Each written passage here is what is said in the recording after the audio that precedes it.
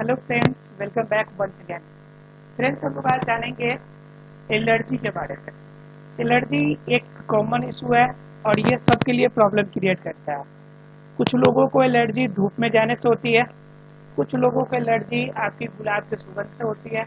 Allergy अलग अलग तरह से आपने देखा होगा, अलग अलग रूप में देखा होगा। आज एलर्जी के बारे में डॉक्टर राणा एसपी सिंह के द्वारा हम जानेंगे कि एलर्जी क्या होती है, कैसे होती है, क्या क्या सिम्टम्स होते हैं, या फिर आप एलर्जी से बच कैसे सकते हैं। एलर्जी वाली जो इशू होती है या फिर किस प्रकार की कोई भी आपके सिम्टम्स आप में दिखते हैं तो आपको कैसे डॉक्टर से सलाह लेना चाहिए या फिर उस कंडीशन में आपको क्या करना चाहिए। इन संपूर्ण बातों की जानकारी हम लोग लेंगे डॉक्टर एसपी सिंह के शब्दों में।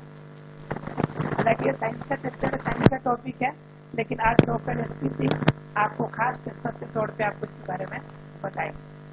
आइए फ्रेंड्स स्टार्ट करते हैं और इसको जानने से पहले थोड़ा सा जान लेते हैं डॉक्टर एसपी सिंह के बारे में, क्योंकि अगर एसपी सिंह के बारे में जानेंगे तो उनके बारे में, उनके बताए हुए बातों में थोड़ी सी दिलचस्पी और ज्यादा बढ़ जाएगी। ठीक है, कहता है doctor Rana SP Singh. Doctor Rana SP Singh born on 23rd January 1976 in Machhagad, Lachiran, Hathua village in Gopalganj district. He is a reputed physician who has a specialist on allergy. ठीक है, समझ सकते हैं कि गोपालगंज का एक बार और बिहार का नाम आया। ठीक है, और बिहार के सुप्रसिद्ध इस allergy specialist doctor Rana SP Singh, जिनका घर हथुआ गांव में है। ठीक है, उनके द्वारा हम लोग जानेंगे आज की चर्चा। और एक क्या एक फिजिशियन है। फिजिशियन पता है आप लोगों के जितने भी कॉमन रोग होते हैं आपके बॉडी के अंदर, जब उनके बारे में जब जानकारी आपको देते हैं या फिर उनसे रिलेटेड मतलब कोई भी दवा का प्रेस्क्रिप्शन किया जाता है तो उसे हम लोग फिजिशियन कहते हैं। और एक होता है सर्जरी करने वाले, सर्जरी स्पेशलिस्ट, जो चीर फाड़ के डॉक्टर होते हैं उसे सर्जरी स्पेशलिस्ट कहते हैं। तो अलग अलग रूप के डॉक्टर्स होते हैं। और उसके बाद जो दिमाग के होते हैं उसे न्यूरोलॉजिस्ट कहते हैं। तो अलग अलग रूप में डॉक्टर जो होते हैं वो नाम रखे जाते हैं। तो ये डॉक्टर आपके फिजिशियन। उसके बाद कह रहा है he has retain a number of article, बहुत सारे आर्टिकल उन्होंने लिखे हैं on health care. Health care पर यानी कि स्वास्थ्य पे कैसे देख रेख रखना चाहिए, उसको बहुत सारे उन्होंने आर्टिकल लिखे, अपने विचार रखे हैं। Which have found favoured which have found favor of publication in leading newspapers as well as medical journals। ठीक है, जिसकी वजह से लोगों को पब्लिकेशन को प्रकाशक को काफ़ी ज़्यादा पाया और ये लीडिंग न्यूज़पेपर में काफ़ी ज़्यादा इनके मेडिकल जर्नल में इनके जो आपके लेख थे, जो आर्टिकल्स थे वो छपे। कह रहे third son of a police inspector, वो जो थे वो तीसरे बेटे थे अब एक पुलिस इंस्पेक्टर पिता के। मतलब सीधे शब्दों में कह सकते हैं कि इनके पिताजी पुलिस इंस्पेक्टर थे और ये 3 भाई थे और ये सबसे छोटे थे। उसके बाद क्या, mister Ram Dhyan Singh, doctor SP Rana SP Singh has a several degrees to his credit. ठीक है, such as MBBS MD PMCH Patna, Patna से MBBS किए थे वो। और क्या, एंड DA RCGP लंदन से किए थे।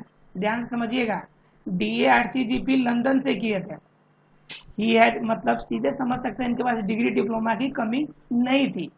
He has read a number of papers in different national seminars, बहुत सारे आपके राष्ट्रीय स्तर के जो सेमिनार हुए थे उसमें बहुत सारे पेपर थे जिनको इन्होंने देखा था, पढ़ा था। The recent being a seminar on epilepsy एपाइल एसपी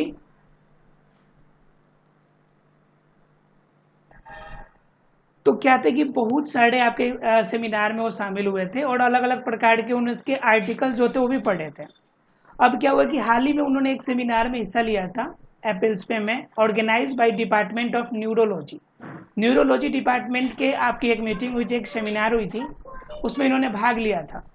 ये कहाँ हुआ था, Indira Gandhi institute of medical science Patna, यानी पटना के जो IGMS है, IGMS पटना में यह मीटिंग सेमिनार रखी गई थी और उनमें शामिल हुए थे।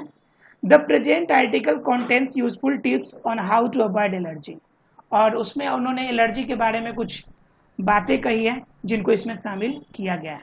ठीक है, चलिए स्टार्ट करते हैं डॉक्टर एसपी सिंह के बातों में के अनुसार कि एलर्जी क्या होता है इनके बारे में जानने के लिए। इससे पहले एक ओडली क्वेश्चन है, आप इसे देने की कोशिश करें। कहता है कि have you noticed that certain food items और the change of weather affect you adversely.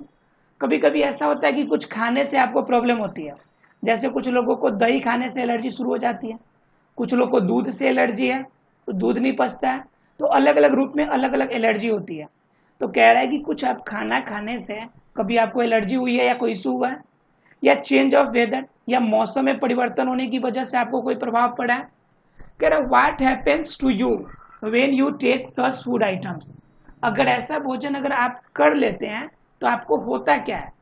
और find yourself in a such weather, या फिर ऐसे मौसम में आप, जैसे कुछ लोग होते हैं पानी में अगर भीग गए बारिश में तो तुरंत उनको सर्दी जुकाम हो जाता है।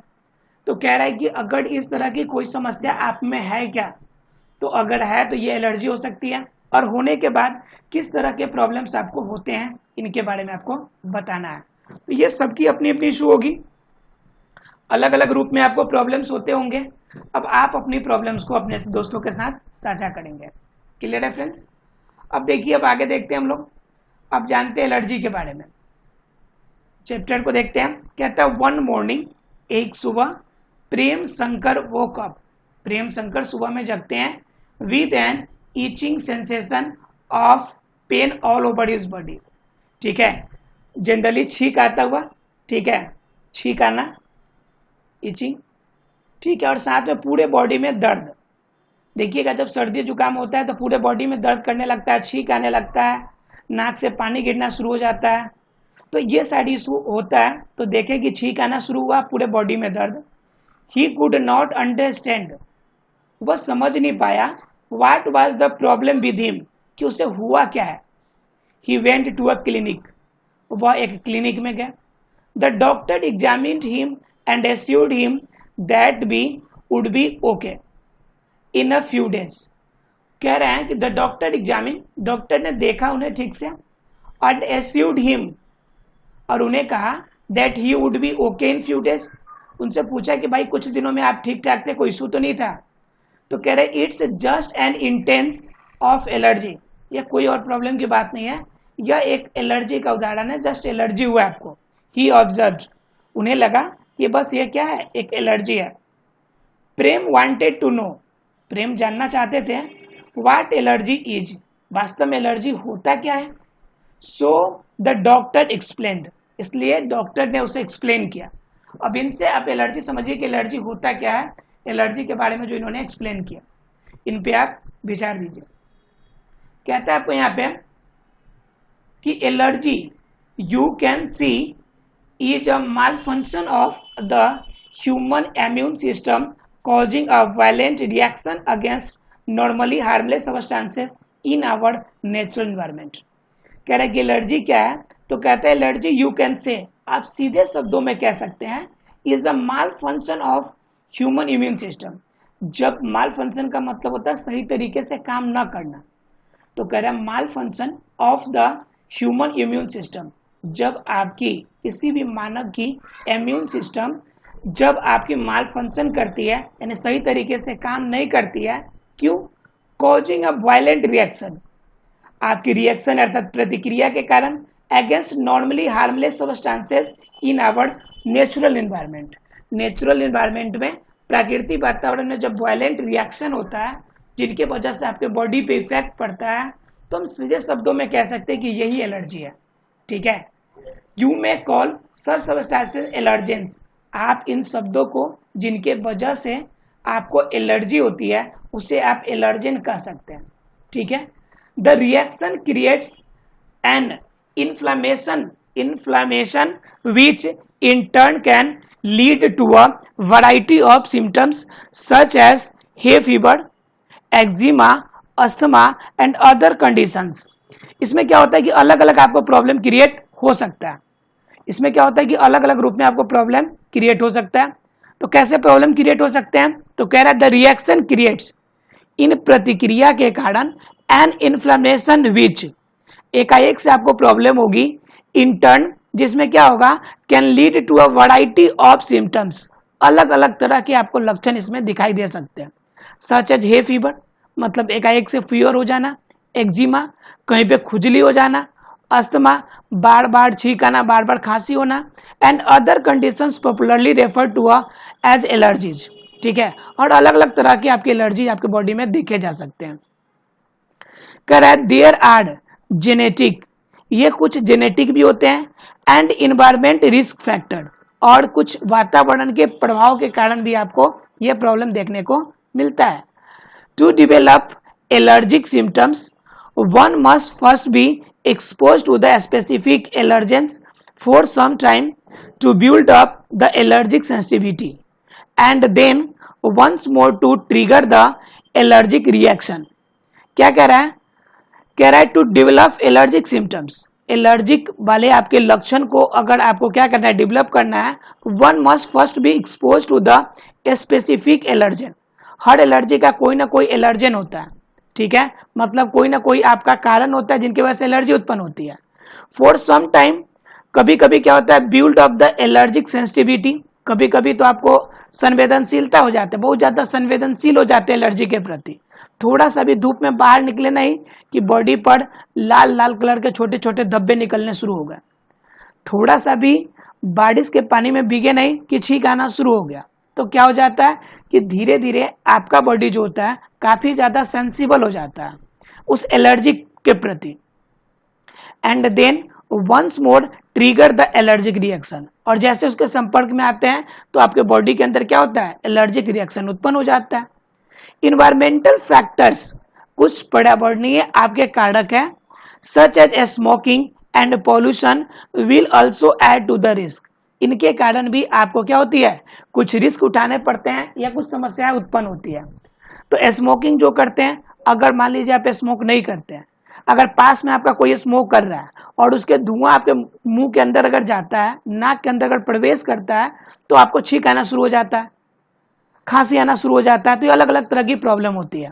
या फिर पॉल्यूशन, ज्यादा पॉल्यूटेड एरिया में जाने की वजह से दम घुटने का इशू, ये सारी इशू भी क्या है, एलर्जी का द्योतक है।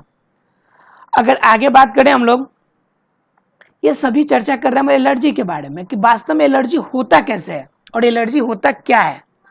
कह रहा है इनिशियली, अगर शुरू में बात करें, allergy often appears as a similarly benign condition, ये गलती लिखा हुआ है, बिगिन होगा, बिनिग्न लिखा हुआ है, बिगिन, ठीक है, बिगिन कंडीशन। करेंशियली शुरू में allergy often appears as seemingly, ऐसा प्रतीत होता है जब बिगिनिंग कंडीशन, जब आपका स्टार्ट होता है तब आपको ऐसा प्रतीत होता है, सच एज हे फीवर, यानी एलर्जी होगी तो आपको क्या फील होगा, देखिए हे फीवर हो सकता है ड्यूरिंग द पोलन सीजन, खास तौर से जब नए नए फूल खिलते हैं, जब परागन की क्रिया ज्यादा होती है, सरसों के फूल वगैरह ज्यादा खिलने लगते हैं, तो उस कंडीशन में एलर्जी उत्पन्न होती है हे फीवर वाली। इनफैक्ट वास्तव में many people gradually build up and on allergy condition over many years before experiencing any symptoms whatsoever. कह रहा है इनफैक्ट वास्तव में मेनी पीपल, बहुत सारे ऐसे लोग हैं, gradually build up on allergic condition over many years, बहुत दिनों तक एलर्जी कंडीशन उत्पन्न करने के कारण एक्सपीरियंसिंग एनी सिम्टम्स व्हाटसोएवर, तो इस तरह के लक्षण उनके अंदर दिखाई दे सकते हैं। कुछ लोगों के अंदर तुरंत होता है फीवर, तुरंत एलर्जी उत्पन्न होता है, तुरंत समाप्त हो गया, और कुछ लोगों के एलर्जिक सिम्टम जो होते हैं ज्यादा दिनों तक चलता है। ध्यान रखिएगा, जो पीसीआर टेस्ट होता है, वह जो पीसीआर टेस्ट होता है, ये आपको रिपोर्ट कर देता है कि आपके बॉडी के अंदर क्या क्या आपके अंदर एलर्जी वाली उत्पन्न हुई है, ठीक है। ये ब्लड के अंदर क्या होते हैं कि ब्लड के अंदर जितनी भी एलर्जी वाली इशू होंगे वह इनसे हमें मालूम चल जाता है। क्लियर है फ्रेंड्स। उसके बाद क्या कहता है, however for some unfortunate people, कुछ अभाग्यशाली लोग भी होते हैं, अ सर्टेन फूड और ड्रग और an ordinary insect bite can result in sudden life threatening anaphylactic shock, ठीक है। और कुछ अब क्या कहते हैं, दुर्भाग्यशाली लोग ऐसे भी होते हैं जो असर्टेन फूड, कुछ भोजन कर लिए या कोई दवा की वजह से, या सीधा शब्दों में कहिए कि कोई कीड़ा के काटने से भी उनको एकाएक से बहुत ज्यादा तबीयत जो होता है ज्यादा खराब हो जाता है, लाइफ थ्रेटनिंग इशू, यहाँ तक कि जानलेवा तक इशू उत्पन्न हो जाते हैं, ठीक है। ऐसी समस्या उत्पन्न होती है। उसके बाद क्या कहता है कि फर्दर मोड, उसकी अगर आगे की अगर बात करें, further mode of these allergies which start as a eczema, और ऐसी एलर्जी जो स्टार्ट होती है एक्जिमा सिंपल सी खुजली से स्टार्ट होती है, और gastrointestinal problems many involve into asthma, और धीरे धीरे आपका अगर गैस्ट्रोनियल यानी प्रॉब्लम है, अगर कोई आपका अगर सांस के माध्यम से कुछ अंदर जाता है तो इनके वजह से अस्थमा जैसी प्रॉब्लम होती है।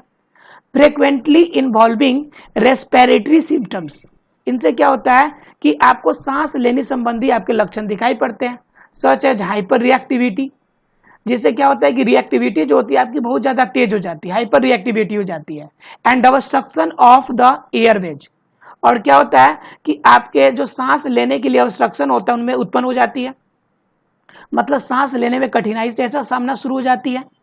This direct path of development is widely refer to as the allergy march. वास्तव में क्या है, एलर्जी मार्च वाला इशू है, ठीक है, यानी कि जो एलर्जी इशू होता है जनरली इस तरह की एलर्जी मार्च के नाम से जाना जाता है, क्योंकि मार्च के मौसम में क्या होता है, मार्च के मंथ में आपका जनरली क्या होता है कि नए नए फूल निकलते हैं, नए नए फ्लावर्स निकलते हैं, यानी कि फरवरी और मार्च में, जिनके वजह से पोलन ग्रेन से ज़्यादा निकलता है, और जब ज़्यादा पोलन ग्रेन निकलता है तो इनके वजह से क्या होता है कि आपको अस्थमा और बहुत सारी इस तरह की प्रॉब्लम देखने को मिलती है। क्लियर है फ्रेंड्स? तो इसे कहा जाता है मार्च, एलर्जी मार्च, राइट। बात करेंगे आगे, तो कहता है कि our basic understanding of allergy has evolved from the discovery in 1967 of a previously unknown antibody immunoglobulin E or IgE by scientists in Uppsala and Baltimore। कह रहा है our basic understanding of allergy, हमारी जो साधारण समझ allergy के बारे में, has evolve from the discovery in 1967, यह कहां से आई है, तो 1967 की डिस्कवरी से, खोज से आई है, of A previously unknown antibody, जो कि पहले एंटीबॉडी का कारण माना जाता था, या फिर क्या इम्यूनोग्लोबिन ई या फिर आईजीई के वैल्यू माना जाता था, ठीक है, बाय साइंटिस्ट उपसला एंड बाल्टीमोर। इन्होंने 1967 में क्लियर किया कि ये एंटीबॉडी की इशू नहीं है, आपके बॉडी के अंदर ही हीमोग्लोबिन की वजह से आपकी इस तरह की समस्या एलर्जी देखने को मिलती है। कह रहा है कि the most significant property of IgE मतलब इम्यूनोग्लोबिन ई, ठीक है, शॉर्ट में कहते हैं IgE antibodies, is that they can be specific for hundreds of different allergens. वो क्या करता है, सैकड़ों एलर्जेन से हमें बचाने की क्षमता रखता है। कंटिन्यूड रिसर्च लगातार जो रिसर्च थी, has significantly advanced our knowledge regarding for example the interaction between IgE and inflammatory cells. Continued research, इसके लिए लगातार रिसर्च होते गए, सिग्निफिकेंटली एडवांस आवर नॉलेज, जिनसे हमारी जो ज्ञान थी इसके प्रति और ज्यादा बढ़ गई, रिगार्डिंग इसके प्रति हम लोग क्या हो गई, ज्ञान थोड़ी सी और ज्यादा बढ़ गई। जैसे अगर बात करें तो इंट्रैक्शन बिटवीन आईजी अर्थात इम्यूनोग्लोबिन ई और इन्फ्लामेटरी सेल की आपके बीच में जो रिएक्शन होता है उनके बारे में, और क्या इनके वजह से किस तरह की एलर्जी उत्पन्न होती है, यानी बॉडी के अंदर आपके रिएक्शन होने के पीछे बहुत सारे रीजन है। कह रहा है फॉर इफेक्टिव अस्थमा मेडिकेशन, अगर अस्थमा की अगर हम लोग दवा की बात करें, one needs to look beyond the obvious symptoms, ठीक है। तो जो हम लोग अस्थमा की अगर रोग की बात करते हैं तो ऊपर जो हमने बताया, हम लोगों ने इफेक्ट जो बताया है, अगर उनसे बाहर कोई अगर लक्षण आपको दिखाई पड़ते हैं तब आप अस्थमा के लिए इलाज करा सकते हैं। अगर पीछे वाला अगर बातें दिख रही है तो वो प्रॉब्लम किसकी वजह से है, एलर्जी से, फिर आपको दवा किसकी खानी चाहिए, एलर्जी की ही दवा खानी चाहिए। क्लियर है? उसके बाद क्या कह रहा है, उसके बाद कह रहा है कि antihistamines for example may provide temporary relief by masking the symptoms. क्या होता है, एंटीहिस्टामिन कुछ दवा होते हैं, जो दवा खाएंगे तो क्या करता है कि आपको रिलीफ देता है तुरंत, क्यों, क्योंकि मास्किंग द सिम्टम्स, क्योंकि ये इन लक्षणों को मार देता है। Virtually no effect on the underlying inflammation, लेकिन अंदर इनकी जो इन्फ्लामेशन है, जो प्रॉब्लम है, उस पर वो कोई प्रभाव नहीं डालता है। और other pharmaceuticals known to be effective for seasonal allergy, ठीक है। लेकिन दूसरे जो आपके फार्मास्यूटिकल्स है, जो दवाएं हैं, वो क्या कर सकते हैं, सीजनल एलर्जी के बारे में दवा देते हैं। Must be administered weeks before exposure. क्या होते हैं, must be administered weeks before exposure, यानी कि जब आपको प्रॉब्लम होती है, जिस तरह की आपको जिस मौसम में, उस मौसम से एक हफ्ता पहले आपको दवा दे दी जाती है। The clinical use of inhaled steroids is currently gaining ground due to their anti inflammatory effects. क्या होता है कि स्टेरॉइड जो बॉडी के अंदर जाता है, जिनके वजह से क्या होता है कि एंटी इन्फ्लामेटरी इफेक्ट्स जो होता है बॉडी के अंदर, उसको कंट्रोल करता है। अब आप स्टेरॉइड को ग्रहण करने का आपने देखा होगा, कुछ लोगों को दम्मा की बीमारी होती है और वो लोग क्या रखते हैं, एक पंप रखते हैं। जब दम्मा की मात्रा ज्यादा हो जाती है तो उस समय पंप का इस्तेमाल करते हैं। तो ये प्रॉब्लम जो होती है, ये भी क्या है आपका, यह आपको अंदर बॉडी के अंदर थोड़ी सी आपको रिलीफ देती है और आगे प्रॉब्लम होने वाले से हमें बचाती है। ऑल्दो ओवर ट्रीटमेंट में हैव सीरियस साइड इफेक्ट्स, लेकिन अगर ज्यादा ट्रीटमेंट कर दे, ज्यादा इनहेल कर दे स्टेरॉइड्स, तो इसके कारण क्या हो सकते हैं, आपके बहुत ज्यादा साइड इफेक्ट हो सकते हैं। To ensure the lowest effective dosages throughout the treatment, treatment के दौरान आपको इसका सबसे कम से कम मात्रा इस्तेमाल करनी है। The laboratory can periodically monitor the occurrence in serum of ECP released from inflammatory sales, ठीक है। ये क्या करते हैं कि आपके इन्फ्लामेटरी सेल्स को देखते हैं, समझते हैं और उसके अनुसार ये काम करते हैं। उसके बाद क्या कह रहा है कि आपका eosinophilic cationic protein is a protein generated in certain white blood cells actively engaged in the immune defense system using a diagnostic test developed by Phadia. ECP can be detected in body fluids. क्या होता है कि diagnostic test, जो फाडिया का diagnostic test है, या ECP can be detected by body fluid, आपके fluid test का, यानी बॉडी के अंदर आपका ब्लड हो गया, बॉडी के अंदर ब्लड टेस्ट, लिम्फ का टेस्ट, आपके ब्लड सेल्स का टेस्ट, आपके क्या कहते हैं उसके अंदर जो आपके रक्त कण होते हैं, रक्त कण का टेस्ट, कणिका का टेस्ट, इन सभी के टेस्ट ओवरऑल जब मिला दिया जाए तो इसे हम लोग कहते हैं फ्लूइड टेस्ट। क्या कहते हैं इसे, फ्लूइड टेस्ट। तो फ्लूइड टेस्ट होता है, तो इसमें हमें मालूम चल जाता है कि किस तरह से क्या आपको स्नोफिलिक क्या प्रॉब्लम है, या फिर आपके अंदर अगर स्नोफिलिया अगर बढ़ जाती है। जनरली ऐसे केस में क्या होता है, स्नोफिलिया बढ़ जाता है। और स्नोफिलिया जिसको बढ़ता कैसे है, तो जनरली जितना भी ठंडा आइटम आप लेते हैं, अगर लेंगे तो आपके बॉडी के अंदर स्नोफिलिया बढ़ जाएगा, खांसी ज्यादा होगी, दमा की प्रॉब्लम हो जाएगी। तो इस तरह की प्रॉब्लम होती है। तो अभी तक हम लोगों ने जाना कि एलर्जी उत्पन्न कैसे होती है। अब हम लोग जानेंगे कि अगर एलर्जी उत्पन्न हो गई, आपको इस तरह की प्रॉब्लम होती है, तो आप इन तरह की प्रॉब्लम से बच कैसे सकते हैं। यानी कहता है ट्रीटमेंट ऑफ एलर्जी, कि एलर्जी से हमें बचना कैसे है, इनके बारे में अब जानेंगे हम लोग कि how to treatment of allergy, कि एलर्जी को हम लोग इलाज कैसे करेंगे। कहता है there are 3 general approaches to the treatment of allergic disease. Allergic disease से रखने के आपके क्या हो गया, 3 जनरल अप्रोचेज है, such as allergic rhinitis, avoidance of the allergen. पहला है कि आप राइनिटिक्स, क्या करना है आपको कि एलर्जन से ही बच के रहना है, जहां पे एलर्जी उत्पन्न होती है वहां पे जाना ही नहीं है। दूसरा है medication to relieve symptoms and allergy shots, allergy shots को खत्म करने के लिए जो सिस्टम है, जो आपका जो लक्षण है, उनको दबाने के लिए आप क्या कर ले, अलग से आप दवा ले लें, ठीक है। तो ये रीजन हो गया, ये पहला तरीका था, ठीक है। उसके बाद अगर आगे बात करें तो कहता है कि suggestion to avoid allergy, allergy के दौरान आपको कौन कौन सी आपकी सलाह दी जाती है और क्या क्या आपको मानना चाहिए, क्या क्या आपको दिमाग में बातें रखनी चाहिए, इनके बारे में जान लीजिए आप। तो देखिए क्या कहता है इसमें, कहता है पहला नंबर क्या कहता है, पहला नंबर कहते हैं कि wear a pollen mask when moving the grass and house leaning. जब भी आप आपका खेत वाले इलाका में जाए तो क्या करे, पोलन मास्क लगाए कि पोलन मास्क आपके बॉडी के अंदर, नाकों के अंदर प्रवेश न करे, पहला काम। दूसरा क्या करना है आपको, दूसरा कह रहा है कि stay endorse in the morning, सुबह में आप कोशिश करें कि घर से बाहर न निकले आप।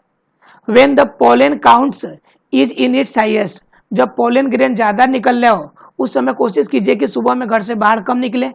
एंड ऑन विंडी डेज, और जब हवाएं तेज चलती हो तो उस समय भी आप बाहर न निकले। कह रहा है read and understand food levels for people with food allergy, जिनको फूड एलर्जी है तो फूड लेवल पे ध्यान रख के ही अपना भोजन करें, यानी जिनसे एलर्जी होती है उनसे बचें। उसका कह रहा है keep Windows and doors closed, कमरे की दरवाजे और खिड़कियां बंद रखें during heavy pollination season, pollination वाले सीजन में क्या करें, आप अपने कमरे के दरवाजे और गेट जो है बंद रखें। Ride the home of indoor plants and other sources of mildew, ठीक है, यानी किसी भी तरह आप कोशिश करें कि अगर ऐसी प्रॉब्लम है तो आप क्या करें, घर में प्लांट लगाने से बचें, घर में प्लांट न लगाएं, ठीक है। उसके बाद कह रहा है don't allow dander producing animals in the house, घर के अंदर किसी भी तरह से डैंडर, जिनके बॉडी के ऊपर रोए होते हैं, रोए छोड़ने वाले जितने भी आपके जानवर होते हैं उसको घरों में कोशिश करें कि ना रखें। जैसे आपका क्या हो गया, भेड़ हो गया। अगर आगे बात करें हम लोग तो कहता है चेंज फीदर पिलोज, जितने भी आपके मुलायम क्या कहते हैं पंखों वाले आपके क्या होते हैं जो तकिया होते हैं उसे चेंज कर दें। उलन ब्लैंकेट्स, जो आपका ब्लैंकेट होता है उलन, उसमें अगर रोएदार होंगे तो उसे चेंज कर दीजिए।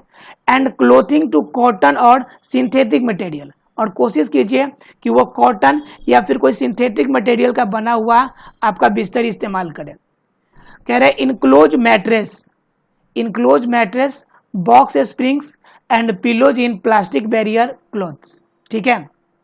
क्या कह रहा है कि इनक्लोज मैट्रेस, जो मैट्रेस है मतलब जो आपका क्या कहते हैं गद्दा है, बॉक्स स्प्रिंग, कोशिश करें कि बॉक्स स्प्रिंग में हो, और पिलो जो हो प्लास्टिक बैरियर क्लॉथ के अंदर हो, ताकि किसी भी तरह उससे रोएं बाहर न निकल सके।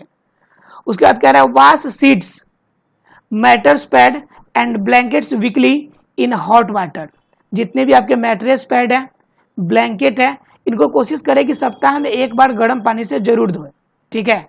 यानी कोशिश करें कि कम से कम 130 फ़ारेनहाइट तक उसका टेम्परेचर हो आपका वाटर का, उसमें आप क्या करें जरूर धोएं एक बार।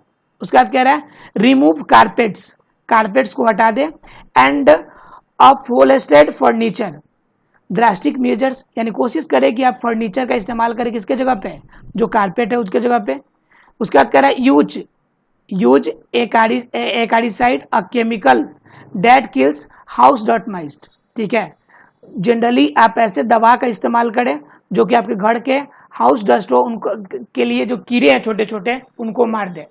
और वो tannic acid solution that न्यूट्रलाइजेज the allergens in mites droppings, यानी घर पे आपके आने वाले एलर्जेन को खत्म करने की कोशिश करें, ऐसी आप दवाई का इस्तेमाल या छिड़काव करें।